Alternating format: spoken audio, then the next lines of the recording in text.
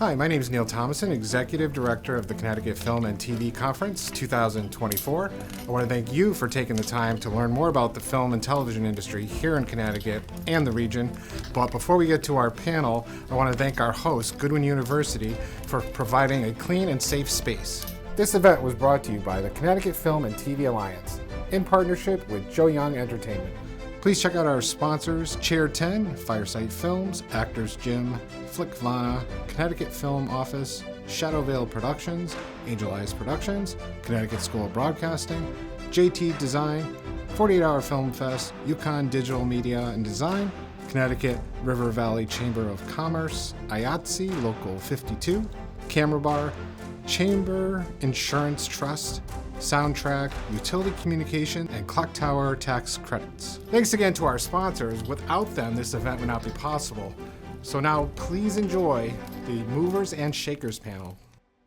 A round of applause for Goodwin Yay! hosting this. Thank you. Thank you. Okay, I'm not going to spend a lot of time introducing our panel. I'm just going to have them go down the line and introduce themselves, okay? So that we can make the most out of the time that we do have together. Because you can share your time, your talent, or your treasure, right? We can share our time, our talent, or our treasure. We can always make more money. We can never make more time. I just want to acknowledge all of you for being in this room right now. So thank you for that. Thank you for the time we're about to spend together. So we're going to start down there and we'll go this way. All right. My name's Kevin Maguire, and I'm a nonfiction television producer based out of Stamford, Connecticut. I'm George Zouvelos, and I'm a screenwriter, actor, and feature film director. Hi, Michael Rothstein. I'm a film producer with Yale Entertainment, and I'm based out of New York. Good evening. I'm June Archer, former recording artist turned music executive, and now co-executive producer of documentaries, TV shows, and happy to be here. Well, I'm Jonathan Black, the smile provider. I don't know. Anyway, I provide production services for Chair 10 Productions, and also a co-founder and of the Film and TV Alliance here. So excited to be here. I'm Donna Drake. I host a television show on CBS called The Donna Drake Show that I've had for 17 years. I own a New York State qualified film and production company. I'm a SAG actor. I'm a mom of all these different things, right? I wear a lot of hats just like you guys do. But I'm really excited because it's my intention to not just live on Long Island, but to move to Connecticut. So selfishly, the reason I wanted to be here with all of you is that I can make new friends. So please, I hope you'll welcome me with open arms, all right? And that's the truth of it. Everything that we do in our career all starts with, a concept, an idea, and then it's manifestation, right? Everybody in this room could say that they're creative. Anybody in here not creative? Raise your hand. You're not creative. Okay, go ahead. Stand up. What's your name? Jim Yanka. Do you want to be creative? No. So why are you, just out of curiosity, what brings you here? He must be an accountant. Oh, that counts? Yeah, no, that counts. That actually counts, okay? So if you're involved in the creative industries, I'm turning off my cell phone. So we're going to start. I want to bring you guys the most value. So that's why I was asking. So all of you guys are in the creative industries, right? This panel is called the Movers and the Shakers, right? So it's like shake and bake, right? These people are successful because of the fact that they don't stop moving. Right? Action, right? That's what we're going to be talking about. I would like each of one of you to think of what's called a SOAR story, which stands for, and you guys could think of one as well, SOAR, and it stands for situation, objective, action, and result. Situation, objective, action, and result. So the situation was Michael Rothstein during COVID. He was with Yale. And the situation was Ed Cohen put us together. We had a Zoom call, right? So the situation was we couldn't really meet in person at that time. Our objective was to have a conversation. The action we took was to talk on the computer. And the result was now we get to meet in person, right? So, that's a simple way, right? Okay, so if you guys can think about that in your own life too, that way when we do Q&A, you could tell us what your situation is, what your objective is, the action you're going to take, and then the result. Okay, so movers and shakers. We're going to start all the way down with you. All right. We got a chance to talk on the phone today. Yeah. Right. Yeah. So let's talk about the fact that when you're working for a major production company or a production house, how that's different, a different type of situation, and what your day to day looks like for you. Sure. So a lot of nonfiction television that I work on is usually for a network. So your Discovery channels, your History channels, your things like that. And usually you're working on behalf of them. So they have the creative vision. They kind of have an idea of what they want to do. And one of the challenges that comes out of that is that can change. It can change a lot. And you can't reply and say, I think you're wrong on this one. You kind of have to say, all right, Discovery Channel, we will make that what this will be about. So I don't know if you want me to give a specific example. Yeah, that would be good, Kevin, if you can. Just Sure. Um, One that comes to mind is I do a lot of programming for Discovery, like Shark Week, and sharks are very hard to get to do a call sheet right and things like that. So we were doing a show that was titled "The Sharks of the West Coast," and the idea is there's going to be sharks in California, sharks in Cabo San Lucas, all the things that they were up to. And we got a call from one of our shark trackers who's based out of South Carolina, and he said, "We have a dead pilot whale 30 miles off the coast, and it's going to attract a lot of white sharks." And we're like, "Great, let's do it. Let's get people out there. Let's see if we can find it." This is kind of like a needle in the haystack situation. Um, South Carolina is not on the West Coast, and the show's called Sharks of the West Coast. So that kind of in that minute, we had to decide, this is a great opportunity. We should take it. What results do we want? We want to have the best show possible. So we had to reimagine basically what the creative of that show was. What are we talking about, and how can we change it with to accompany this new thing that we doesn't happen very often. It's nature. It's happened. So we were able to get out there, get it, and had a good show. That's great, Kevin. Did you see his SOAR? Situation, objective, action, and results. So movers and shakers have to think really, they have to think on their feet. They have to be resourceful. They've got to get the job done. And sometimes no matter what is thrown at us. I also laughed because in the car ride up too, you said that when they were looking at the dailies, one of the people said that they didn't necessarily particularly care for one of those sharks. But it's not like you can just scoop Yeah, it one was shark too out of small, water. shark. Yeah, that's too small. Recast that shark. George, how about you? Share a sore story with us. Well, it's not as exciting as his, but when you're filming a lot on locations, and the things that I shoot are mostly on locations that are not in studios, what I'm meaning, and you're set to film at a certain location. It's outdoors. It's nighttime. The actor's due to come in. He's supposed to come out of Boston. The other guy's coming from Chicago, and the Chicago guy can come in. You don't have the Boston guy filming till 5 o'clock at night, 6 o'clock, and you get to the location. You scouted it. It's the perfect. It matches everything. Then it's late at night, and a Con Ed truck pulls up and starts jackhammering the street. So your sound guy's telling you, you're out of your fucking mind. Because I mean, you had me at LaGuardia Airport, and I couldn't take the plane. And the guy coming from Boston said to me, "My plane is canceled." So I booked him an Amtrak ticket last second, and I just switched the way the scenes were filmed, and I just played a little bingo. It came out of pocket a little bit because some people were overlapping on the crew, but failure was not an option. And if I needed to get to where I needed to go, we're only here one time, breathing one air under one situation, and the God favors the bold. And that's how you have to overcome. You have to have tenacity. I like that. That's awesome. These are going to be bumper stickers. So if you write them down, we're going to have a series of bumper stickers from tonight's panel. Okay. But I like that. That was great. Michael, you're up. So it was COVID, and I met this lady who was really nice. You took mine. So I don't know if it fits my background. I'm actually not originally from entertainment. I made that transition back in 2013. So the situation was that I was coming from the eyewear industry after a long career, and sold business to a big corporate company. I didn't want to stay there. And Yale Entertainment, Jordan Yale Levine, asked me about, hey, you have our kids in a film, it'd be great, get experience, you want to check out a new career, and you want a new focus. And that was my objective, to find where I wanted to be.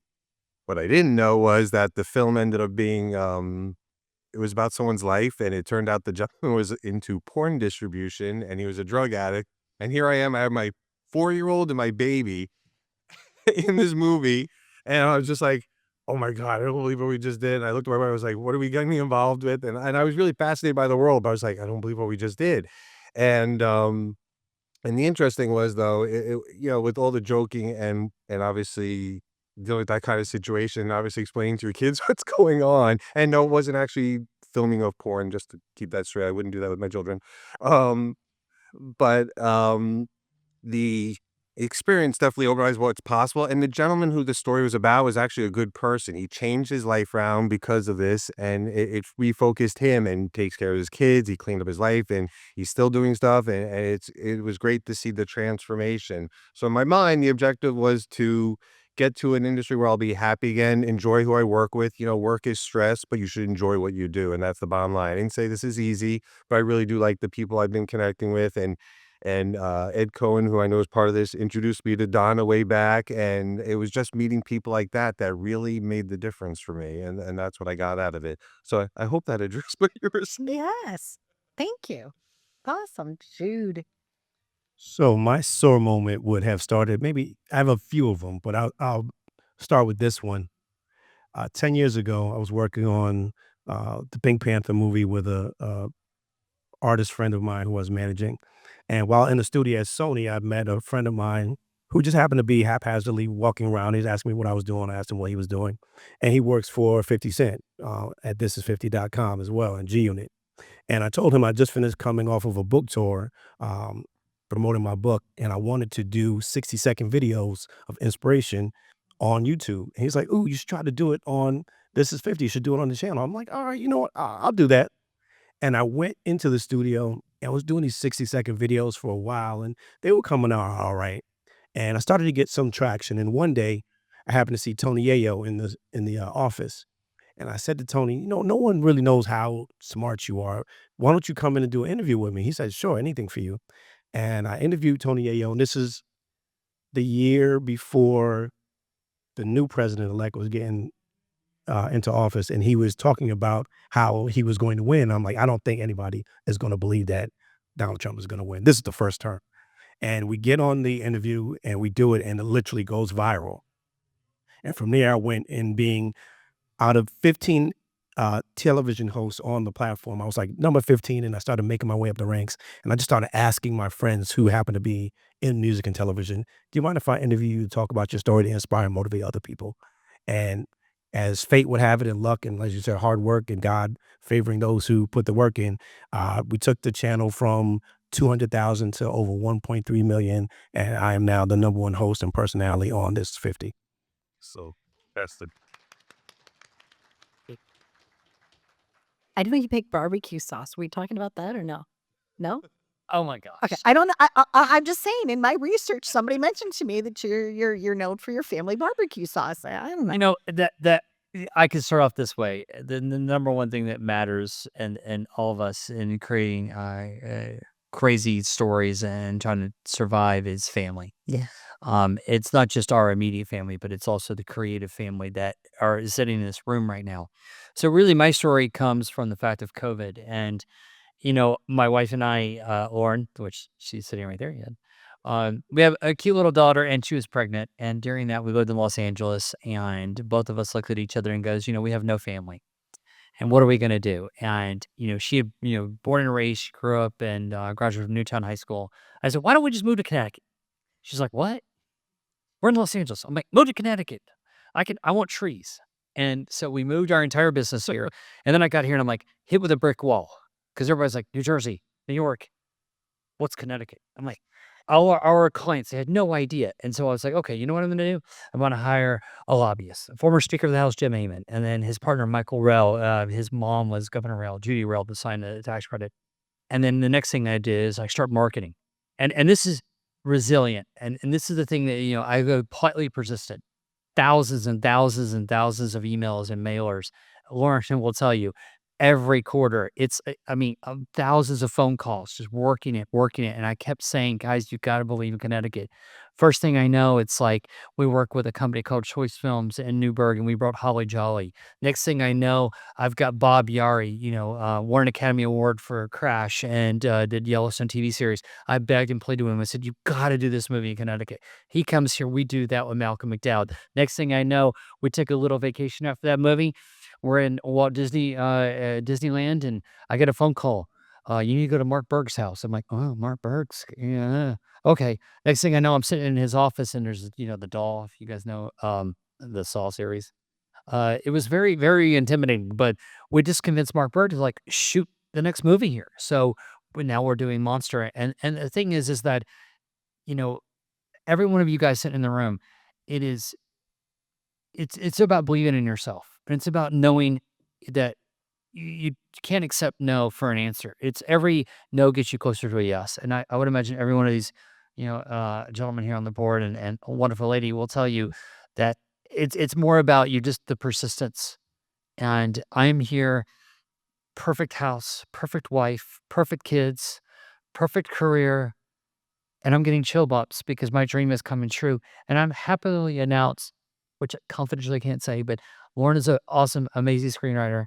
And we now have got her film with some very high-end opportunity producers that we're going to be producing a film that she wrote and shooting in Connecticut. And you know what? A lot of people have asked me, why don't you shoot in New Jersey? Why don't you go to Georgia? No, I'm Connecticut. Yes. Connecticut all the way through my Earth. And to top that off, what inspired me most is that when we created the film, Connecticut Film and TV Alliance, people said you couldn't do it. You couldn't pull the whole state together. No, the whole state. No, you got New England, New London, Sanford. I'm like, no. I see every single person in this room, and I believe that we can all come together and build something that matters. And we can show these lawmakers and we can show Hollywood that we matter and that we can make amazing films. And you know what? I will stand here today and I will stand here 10 years from now telling you that Hollywood and these filmmakers, they have a reckoning coming. You know what their reckoning is? They need to come to Connecticut because this is the best place to shoot films and television.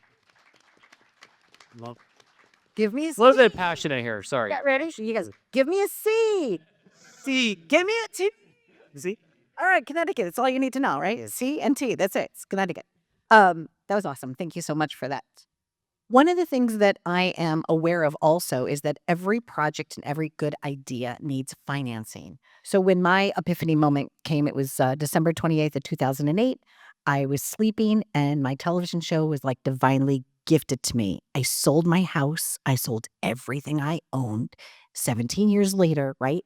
So there are times when we just have to just put ourselves all in, right? So give yourself permission that whatever it takes to focus on your dream and make it a reality, that you can do it because there are resources. Now, if you stand up, I want everybody to stand up for just one quick second and just kind of look around at each other, right? This is your network. These are your resources. You're not in this alone, okay? So you can have a seat. I just wanted to explain to you, but that's resourcefulness, all right? You can have $1.97 in the bank and you can have millions of dollars in the bank and it doesn't matter. It does not matter. I want to say this to that point. I was told 2.5 years ago that we could not do this. I was told by multiple people that they tried, that the film industry in Connecticut had died. And I said, you know what? I don't believe that. And every one of you in this room, every one of these guys sitting on this panel right now is a testament to the fact that we can make this happen. I looked on the website and I kept seeing all the mentions that were happening and this person's there and that person's there. I was like, this is great. What is one tip? Oh, we're going to start with you, Michael. We're going to start in the middle this time. Michael, what is one tip where somebody can put themselves into action in this industry? What's one step that they could do? It's nothing new. I think with anything, you just have to put yourself out there. And it's funny, I was nervous even coming to this panel because it's not my style. I'm behind the camera. And so it was very comfortable. And what's funny is my son pushed me to do this. And on Sunday, I do soccer reffing with him on the side. and we're doing some really older competitive team. And I'm new. He's like, just do it. Get out of your comfort zone. That's all I've been hearing this weekend. So I think that's really what it comes down to, is just making yourself. You have nothing to lose. You strike out, but next time you'll do better. But I think it's that feeling that does make you better, and wanting to keep going and wanting to work with good people. I'm a Long Islander, but I'm very pro Connecticut. Like, No, I already heard that you might be moving over. One of- Okay, well, the both of us. and we've done many films here, and I love it here. And yeah, I think that's what it is, just getting yourself out there. And I like some of the people here who just walk up saying, hey, hello. They don't know each other, but I thought it was fantastic, and that's the way it should be. And you're know- very humble because, Yale, you do a lot of great movies. Like you've had movies in Tribeca. You're working with all these major television, film stars and things like that. And you're rocking it. You're taking like these really successful, SAG actors, and they want to maybe direct, and you're letting them direct films, and they're phenomenal. So don't let his quiet humbleness fool you. If you Google any of these people, that's why they're on the movers and shakers panel. They're very well connected, and they're doing a lot of great things. June, let's talk about that for you as well. I want to make sure I hit this on the head. So Okay. what do we? How do you? Because- Yeah, How do you get? right. Okay. I was giving your hand for a second. Advice on how they can have a career in the arts. Obviously, you're already connected in the arts, but like maybe one tip of advice or something on a way and a creative idea to get financing for something. I don't know, some nugget that they could walk away so that we gave them value. I'll say it like this. Find something that you're passionate about. And once you find that thing, you'll find magic. If you don't have anything you've fallen in love with as of yet, look around your community. There are so many people walking on these halls today that are doing something. They're a gaffer, they're a producer, they're a co-executive producer. They run the lights, they run the sound. Connect yourself to a project.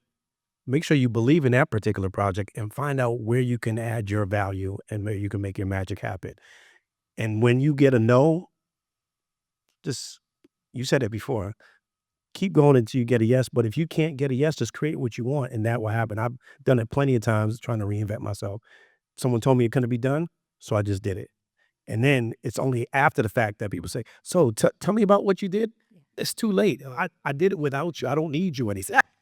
That ship has sailed. Yes. No sometimes can also stands for not yet. Not yet, right? Doesn't mean no, it just means not yet. So, George. Yay, George. Yay. I have 4 kids, so I get a lot of yays at home. I think getting off the couch and actually doing it, because you don't know what your network in this industry you can find the synergies with. So when I started writing once a week for life, I was a paramedic for the New York City Fire Department 20 years ago. And I put it in a coffee can. And I think my second wife said to me during COVID, second, she said, one of those wives, right? One of them. she says, this shit's getting moldy. And what are you going to do with it? So I took out a piece of paper, and it was a story that I wrote. It was almost like a treatment, maybe 2 sentences on something that I experienced. And that story became a 1,000-page thing that I took out 120 pages, and I put it together. And I asked my actor friends, they're not A-listers, but they're phenomenal actors. And I rather have them who have my best, they want the best for me and my family.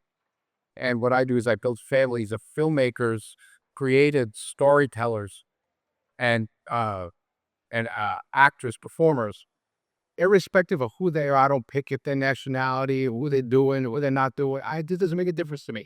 What makes the difference to me is I pick the absolute best person, human, that can create my family and enlarge it.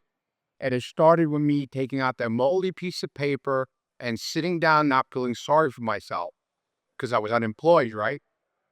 And I knew I had to pay back the taxes on my unemployment, which made me very sad. But I guess we all had to do that. And one thing led to another. And I was able to get in this film once a week for life. I started self-plug, it's not finished yet. I have actors that have appeared in 25 Academy Award winning films. It's awesome, George. One brought the other. It's awesome. Yeah. And that's the other thing too. Kevin? Yeah, I mean, the thing about television is you can't do this in the medical field and you can't do this in law enforcement, or I don't recommend it, which is saying yes to something you might not be qualified to do just because you want to take credit at it.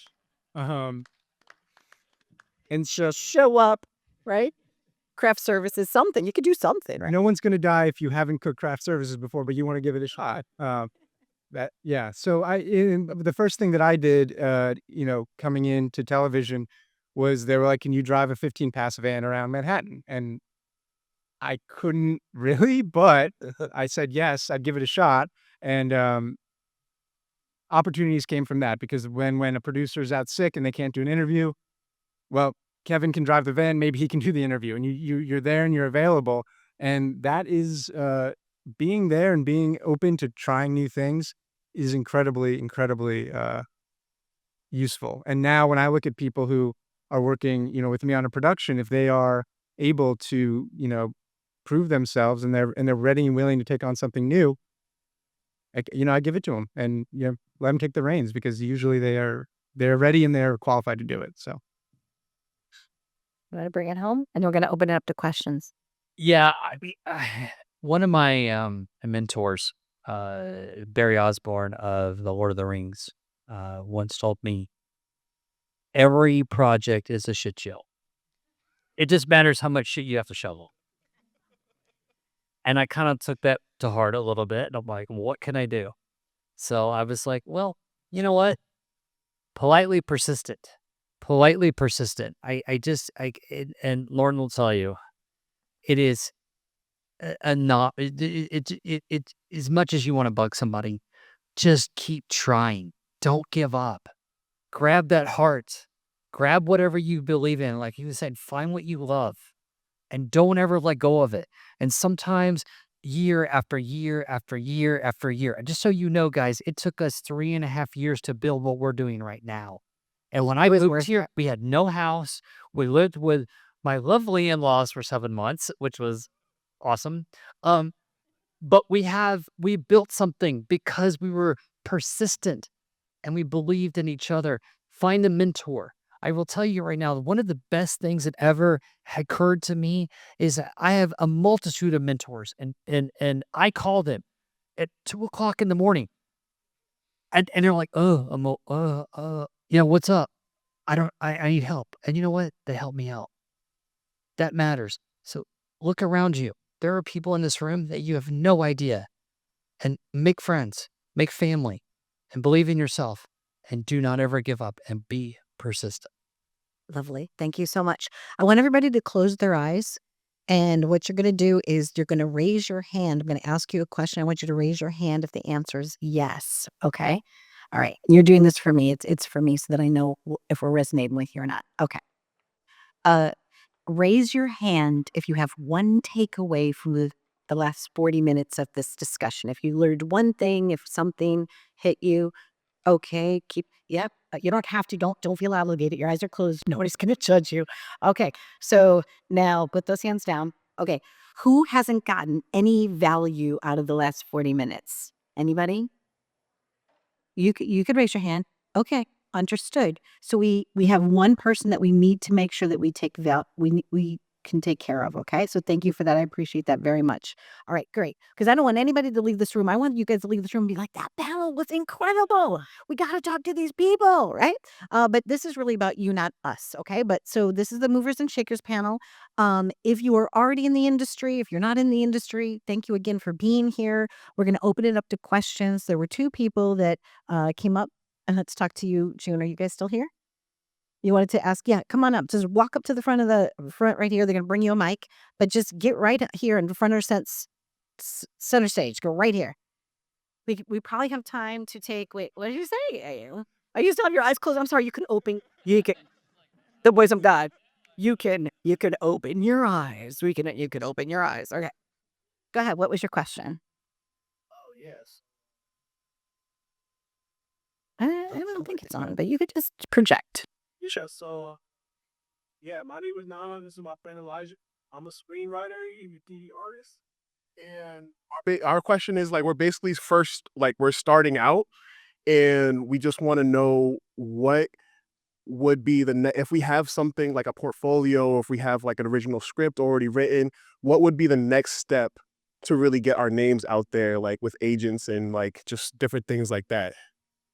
Well, you Get took ready. the first step, right, by coming up here. So that's awesome. So any thoughts? Yeah, I think one of the biggest things you could do, especially starting today, is learning how to network, right? And networking meaning not just asking for a phone number or email, but also creating a relationship.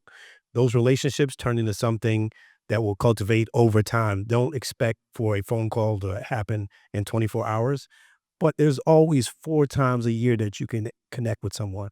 Everyone celebrates New Year's. Everyone has a birthday, right? They celebrate some kind of holiday. Figure out what 3 or 4 times during the year you could connect with someone to just say, hey, I was just thinking about you. I saw this movie. I saw this, or I read this script and I thought about you and I thought it might be great. I like this, how this was shot. Check out this camera. Figure out what it is that that person is interested in or what the common interest is, and just shoot over a text. Or even with LinkedIn and Facebook, they tell you what someone's celebrating, right? They tell you a birthday. They tell you Right. a milestone. Put those milestones in the back of your head and just trying to reach out 4 times a year. But it's about building a relationship that someone who's an assistant today will be a CEO or executive director tomorrow. All right. And I want to put an exclamation point on that. Is one of the best advices I give my interns and people that are asking my advice is, don't ask for a job. Don't ask for somebody to read your material. Ask for advice. So many people in this industry want to give advice and want to mentor, build that relationship, because that relationship, if you don't ask, hey, help me out, read my script, but like, just ask for advice. I think we're always like, I get 100 emails. Can you hire me? Can you hire me? I'm like, yeah, but if somebody asks me like, hey, I'm trying to make a movie, or I'm trying to get a screenplay, I don't know what to do. I love answering those emails because I love giving advice. But if 5 million people ask me for a job, I'm just like, well, what's being engaged? It's about relationships. 99% of this is about relationships and follow through. Follow through. If you send an email, follow through with a birthday or holiday. Like, Thanksgiving. Like, I love Thanksgiving. We always send like a nice holiday message to all my contacts. So again, follow through, follow up, and be very persistent. Thank you so much. Next question. Anybody else? Yeah, come on down. We could probably have like 5 people. So whoever the first 5 are, and okay, there's 1. There's 2, 3, 4, 5. Okay, there you go. Just line right up. 1, 2, 3, 4, 5. I think we can do it. Oh, hold on. It's okay. It's 6:35. You each have 2 minutes for your question and your answer. Here we go. Okay, so I just want to start off. Round. Yeah, I just wanted to start off by reinforcing the power of yes. On my name tag, I have everything, and yes is the reason. Because I've done almost every job in the film industry, whether I knew how to do it or not. So that's true. But really, what I wanted to know, these are the movers and the shakers. What kind of commitment can all of us expect from people like you as far as Connecticut talent goes? Connecticut actors, Connecticut editors, composers, all down the line. Like, you guys are the ones who make the work. Like, what kind of commitment can we expect from you guys? Nice question. Okay. From the top, I don't know who wants to jump in, but for myself, I've been talking to Governor Lamont to tell him that he has to make this a STEAM state, not just a STEM state, because we cannot exist in this state without the A. Like, everything is from the arts, right? So we have to make this a STEAM state, because we have young people who are interested in being in the background, and this film and television thing is coming. So we have to provide the jobs and the opportunities, because if we don't, we'll be like manufacturing. It will be a really quiet town. So we can't do this. So I think the movers and shakers here at the conference have been lobbying and making sure they're in Washington. So when you hear about that happening, grab one of the T-shirts, go down to Washington, speak on behalf of Connecticut, so we can have the opportunity to make sure these film houses, these production houses are coming here. We're providing jobs and opportunities and creating the specials that are on Netflix and Tubi and Prime and all of the other platforms. I will say that I was there, and I think you were there too the last time we did the tax credit thing. Oh, yeah. Oh, Salvatore said that he was there last time that they did the tax credit because he was off mic. So, yeah, it's good stuff. I mean, I want to just the thing that's important is, guys, is 2.5 years ago when we were lobbying for the tax credit, I was in the hallway and I met Bob Dio and I met Ed Cohen, and we all decided to create a film and a Connecticut Film and TV Alliance. And we're now 400 strong. We are now sitting in this event because of that. And that's a commitment to every one of you sitting in this room. That is a commitment. We are now a 501c3. We finally fought for that. And now, on top of that, we have people like the governor. We have different state representatives that we're all trying to fight for this. And I can tell you right now, and I will give you my word and my commitment, that the fact that we created the alliance, we're here to support you, educate you, give you job opportunities. That's why we wanted to have the union panel. We wanted to have every opportunity for you guys to, make it in here in Connecticut. The whole hashtag "Make it here in Connecticut." Let's make it here. And every one of these guys are looking for local talent. It's funny. I had no idea that there were like a Shark Week reality TV. Like, who would have known that? I mean, oh my gosh. I mean, there's so much talent in this the state, and every one of you in here matters. And that's what we're here today. Hi, I'd like to state your name also. That was us. First, the guest was Salvatore. Okay. That's Sal Greco. Thank you. Hi, I'm Russ Martin. My situation right now is that I'm here with Brendan Schwanee. We got 2 films that are coming out in the next couple of weeks, so we just want to let everybody know, keep an eye out for re-entry, starring Emily Deschanel and Sam Trammell, and Money Games, starring Chris Sidbury and Daniel Washington. The main thing that what's the O? What was the O? It was the the source story. Yes. Situation. Objective. What's your objective? the objective. The objective overall is to talk to several of you guys later, as we're trying to develop a film fund in Connecticut to have Connecticut-made products. I've already hit several of you guys up, so I will follow up on that. Take any action by stepping Yeah, forward. that's the A. That's the A. Straight on the A. And the result's going to be, it's going to happen. And the results, and then the final question is, what do you think the next steps can be made to develop the support industry, get a larger supply of within Connecticut rental houses, VFX agencies? We got a lot of little boutique ones and they're doing okay, but it's still cheaper to go to Massachusetts and down to the city to get all our stuff. So that's, any thoughts on, do you know of anybody who's working on like, all right, we're going to build something in Stamford, we're going to build something out in Danbury or whatever? So that's my question. I can speak to that because I'm definitely doing that currently. We are working with major New York-based companies to, one, build sound stages, also bring equipment electric here. And also we have a special effects industry. And on top of that, the other thing that we're also doing, and this is important, is we're working with veterans. And any veteran or veterans that need jobs, disabled veterans, we want to give them opportunities and their companies. Because here's the thing, there are a lot of manufacturing jobs that are lost in the state that we can repurpose for in film and entertainment. So if you have anybody that you know that is looking to repurpose their industry or repurpose their business, listen, I can tell you right now, we can definitely do that. And we're here to build that because we need to build the infrastructure. Thank you. Up next, you're the next contestant, John, on Movers and Shakers Q&A. Okay, go ahead. Hi, I'm John Cruz. I just released a film that talks about mental health and how that's supposed to, we're supposed to have conversations on that, and how, especially in men, because a lot of the times men struggle with mental health, and I think it's important. Right now, we're going to work on another film that's about a woman that came here in the 90s and how it was hard for her to be a woman of color in the U.S., raising her young son. My question for you is that me being a filmmaker, me being a creative in the space, making films, I always try to make it with purpose and try to create a message that can, touch a lot of people and that can make an impact. I don't do it just to put films out. I don't do it just to make money. I do it because I feel as though when you're in the space, your obligation is to give something back to the world, especially in hard times. And so how important is film and art, especially in the climate that we're in now, with everything that's going on now? How important is art and film? Art has always reflected reality, and reality is always reflected in art. The idea is to put out a story, at least from my perspective, but you're not trying to tell people how to feel, but you want them to think about it so they can feel. I write stories that are steeped in tradition, but it's not in your face. I write stories that makes you look and put yourself in the character's footing. So this way you can feel the yin and the yang in the story.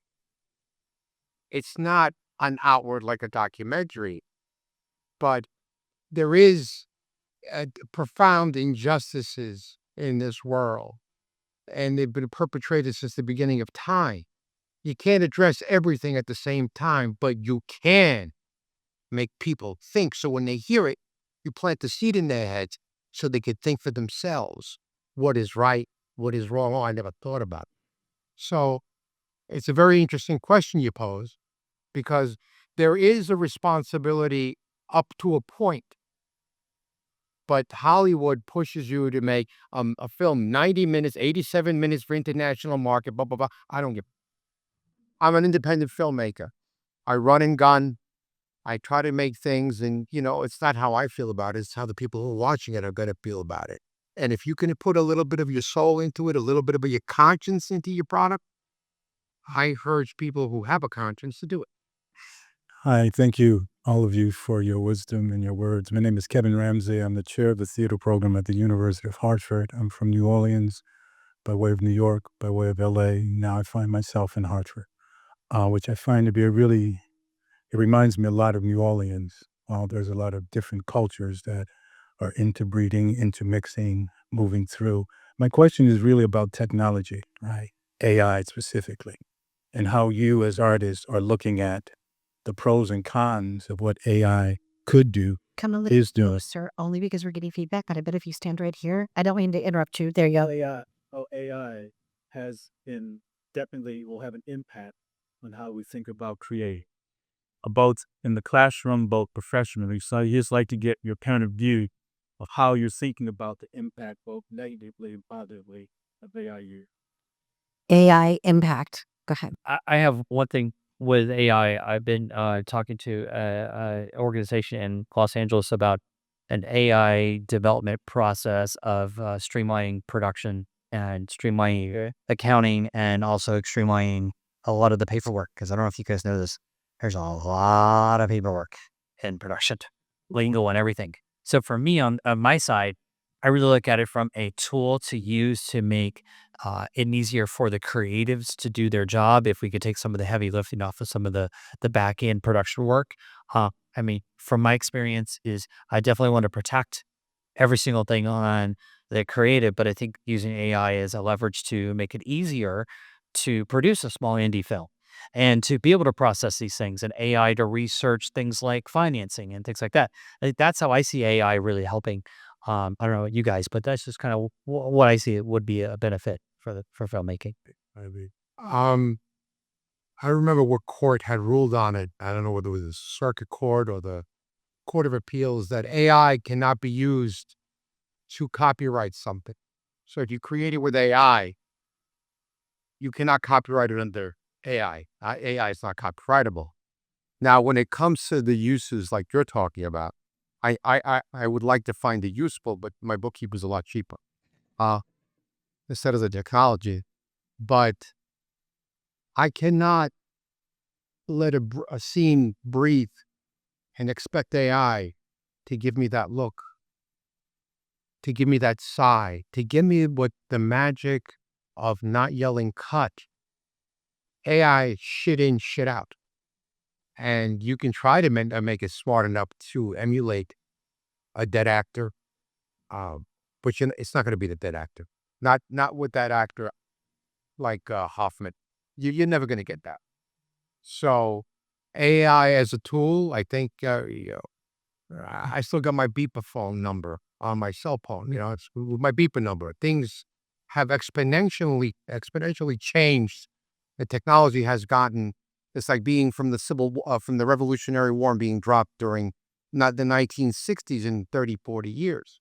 And we can only expect that to get more advanced. The idea is, as long as the unions, I'm a SAG-AFTRA actor, I'm an equities actor,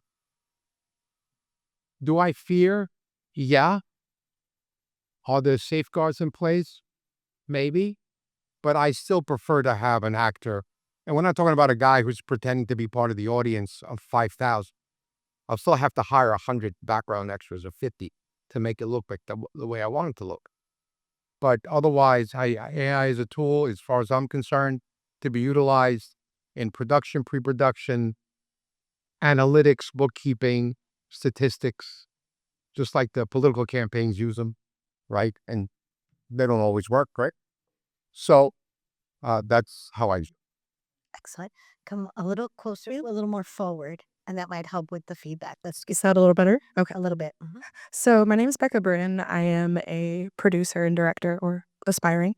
And as professional creatives, Not aspiring. Go ahead, say it again. All right. No, no, because we're here. We're here for you. You are. Tell us again, Becca. Who are you? so my name is Becca Brin.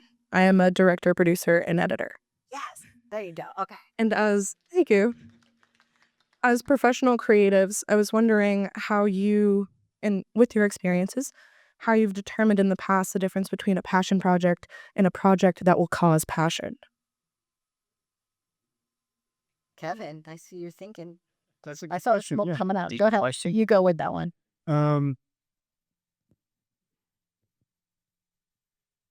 Yeah, I don't know. I think that, at least in my line of work, I'm not often coming up with the ideas, so it's hard for me to show up somewhere and say, guys, there's this thing going on. I think it's incredible. We should do something about it.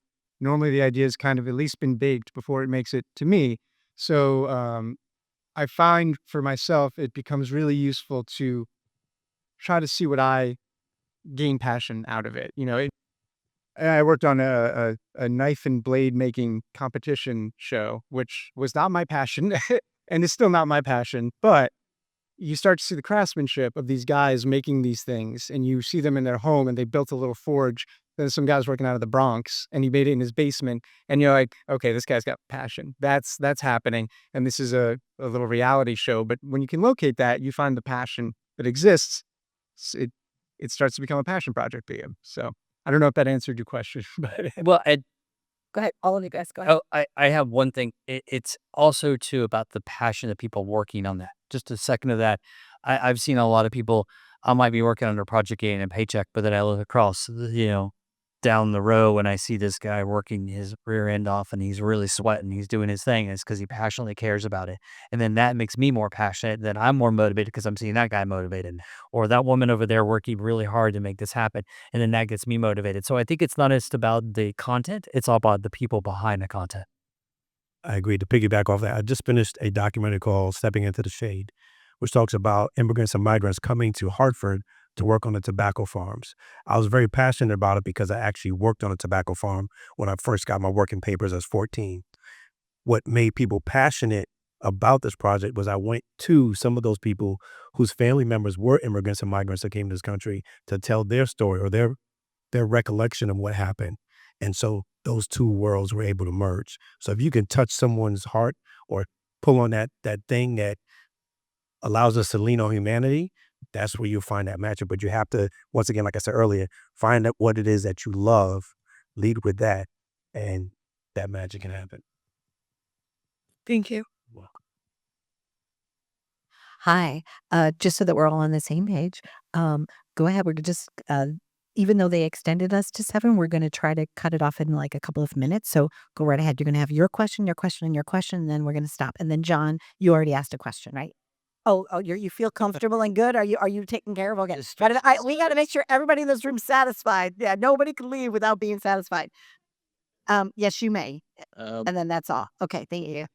Go ahead. Hey, I'm Ethan. I'm a multimedia artist and animator. I did film and visual effects and in school, and I just want to know what the potential for visual effects and animation is for like Connecticut or just the industry, the film industry in general. It's like very hard for me to navigate my career. It's like hard. I'm going to tell you right now, I said politely persistent. If you guys know Skydance Animation East is in Stanford. I think they have around 65 or 70 employees right now. So you should be hitting those people up and Skydance Animation East. And I know Skydance is spending a lot of money. Again, Paul, I would persist at finding someone that you can see in the industry, but knowing that that's in Connecticut and Stamford, that's important. The way to get your foot in the door too is that maybe if they're having an event, you could just volunteer to help them. That would be like one way to show up without it being too much of an obligation on either side. Oh, okay. Okay? And it does it have to be big feature films? Can it just be like what's small independent work? Tiny. Okay. I can tell you right now, my first film that I did, the very first film I did, Cabby Singer, my budget was $1,500. So, hey, you can make anything out of anything. Excellent. Thank you so much. Okay, rapid round. The last three. Okay, how's it going, guys? Hi, Ralph. I'm Ralph Celestin.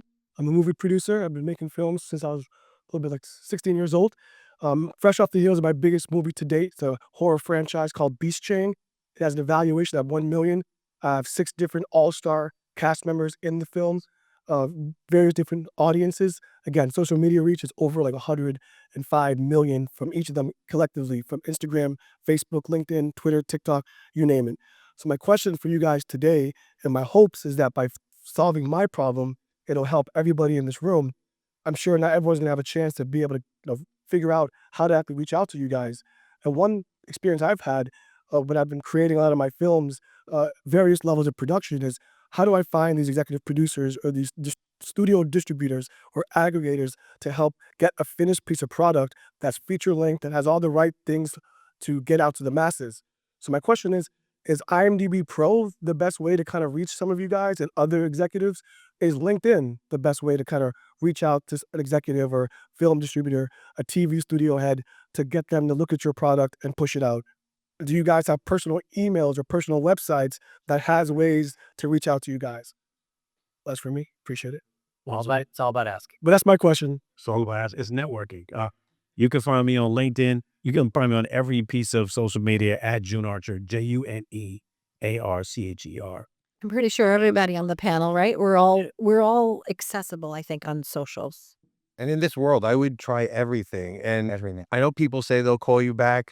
I don't say that to people. I'll say I'll try. And Donna will tell you, it'll be a couple of years later, I'll be like, I thought of you. And I do that. I do. I keep a Rolodex of people in my head because you made that contact and effort. So don't stop and try every outlet you can. It's definitely worth it. Some people are going to be full of it or whatever, but you are going to catch, and you're passionate, and that's what fires me. You got me fired up. I don't like to talk, so it's overs. Come down just a little bit closer because that'll help with the audio real quick. Okay. And also you come in and then we'll round it out. You good?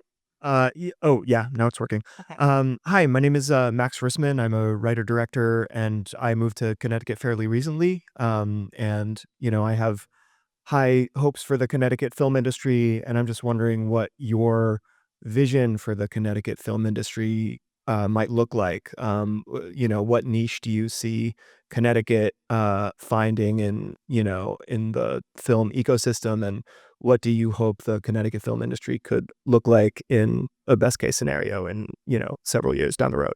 I think Jonathan mapped out the next 50 years, I'm pretty sure. I think so. And Max, I think you just volunteered to run a committee, right? All right, I'm running a committee. I will say this. When I first got here, I was like, I didn't know anybody. And I was like, I'm just going to start, again, networking. And this is a result. This is a result of hard work of a ton of people. And we're going to quadruple this. And in 10 years, we're going to, listen, New Jersey, Massachusetts, New York are going to go, holy crap, what happened? We did not see it coming. Because that's how we're going to do. Thank you, Max. No, seriously, thank you so much. Hello, I'm Ivy too. I'm a model and actress with Tina Canary Management, and I'm also a host on the Community Voice channel based in Bolton. So I just wanted to know how we can go forward and advocate also for public access television, because I know they're also struggling, but they have great resources such as helping people. If you can sign up 4K cameras and HD cameras, they'll give you workshops, and you can even publish like your own television shows on the Community Voice channel. So how can we advocate and also leverage these public access networks and make sure we're taking advantage of all of the steam and not have to necessarily go to DC to do that? I can't answer that question directly, but I can give you a little bit of advice from people that I know in Queens, New York, where I'm from, how they've segued from public access to YouTube and YouTube TV and syncing up Facebook, their Instagram, and their Twitter to play at the same time, almost like they have a broadcast. They're broadcasting their content simultaneously, like if you're someone of a lot more than what you are, which is fine because you could only impress somebody once or have them turn off the tube once, but at least you give it the best shot and you get the most amount of people at the same time. Public access now with cable is still very effective, but it's a dwindling. And I'm not saying tomorrow, but you got to find ways to stream your content as fast as possible instead of relying on, I would definitely go to their training sessions. They let you use their cameras, that you speak to people that are typically smarter than you in a certain vertical market, how to use this, how to use that. You network. Remember, network is friendships, right? It's not just like, what could you do for me? It's about building relationships with people. And public relations is personal relationships.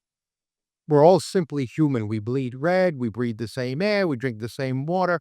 How would you feel? How do you want to be approached? And that's how you use the social media platforms to broadcast instead of looking for traditional cable public app. That's my opinion. Ivy, I can offer you something as well. So I started out on public access and it was called Indies Insider, which was a behind the scenes look at the entertainment industry, right? But what I would like for you to do is reach out to me after this. I would like for you to appear on my television show, which is broadcast in a lot of different places now on CBS. And you could be a correspondent. Would you like to do that? Absolutely. Wonderful. Done. Thank you. Thank you so much.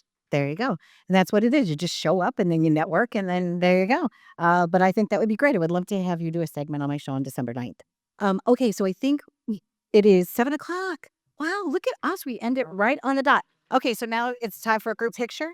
Oh, it's award time. Ladies and gentlemen, boys and girls, children of all ages, there's some sort of an award brought to you by Alec. Yes? It went out there. But come on down. I'm going to bring you guys down and then you guys. I was to say, thank you, everybody. Happy journeys. Be well.